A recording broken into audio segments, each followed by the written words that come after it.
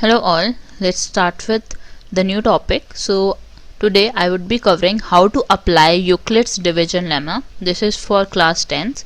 So in this we can find HCF of two numbers. So let us look at one example here. So it says find HCF of 30 and 72. Now these are my two numbers and how to choose whether the number is A or B. So remember the condition is A should be greater than B. Now my A is 72, my B is 30. Now we need to apply Euclid's division lemma. So remember A is dividend, B is divisor, Q is quotient, R is remainder. A here is 72.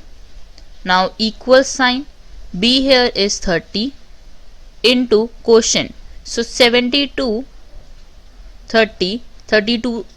30 times 2 is 60. So the leftover part is 12. That means the remainder is 12. Quotient is 2. Remainder is 12. Now you need to change the divisor into dividend. So it will be 30 here now. Now the remainder to be converted into divisor. So 12 here and 12 2.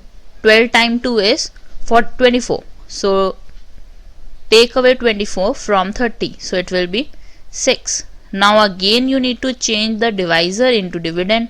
So 12 equals 6, remainder as dividend. 6 times 2 is 12 and remainder is 0. That means my HCF of these two numbers are 6. Whatever your B is, it will be the HCF. So that's all for how to apply Euclid's division lemma for two numbers. Thank you for watching this video. Have a great day.